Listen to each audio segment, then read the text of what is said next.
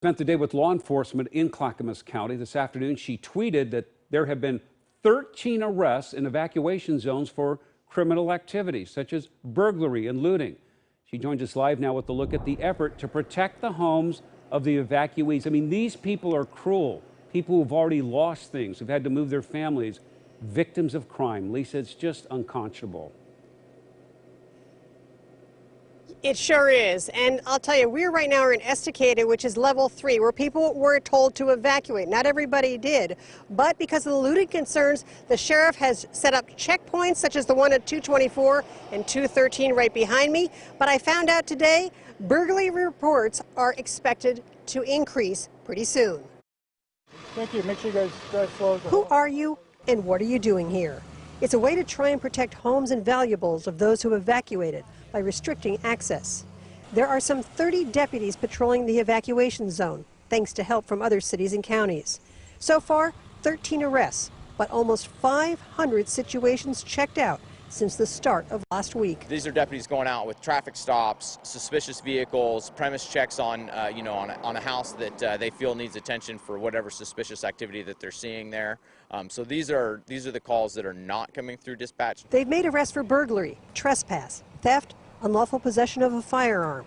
We also found locals with the Estacada Community Watch Group who drive around to check on vacant homes, as well as residents who stayed put in this rural community. We have 3 major priorities of work. Our first one is to observe and report any criminal activity to the proper law enforcement. I also talked with armed individuals who say they are from other communities and they're here to help with hotspots and to protect people.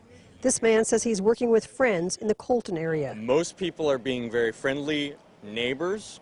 They got their gun on their hips. They ask questions, what are you doing up there? There's definitely citizens that openly carry firearms in this area all the time. Have we seen a little bit of an increase? I would say that, in my years of being a deputy out here, I've definitely seen an increase during this time. And I think people are apprehensive. They don't really know. This is a situation that we haven't been in before. And, it's scary to know that, your property could be taken by a fire or be taken by somebody else. We found several Estacada residents have stayed despite the go now evacuation order, afraid to leave home. As for the reported thefts, they're expected to increase as homeowners return and perhaps find they've had a burglary. And get this, law enforcement told me they actually have recovered stolen property and they don't know who it belongs to, again, because a lot of people are still out. It's level 3 here. So they're saying, look, when people get home to check around, see if they're missing items, because there's a good chance law enforcement has already recovered them. Live in Estacada, Lisa Balick, KOIN 6 News.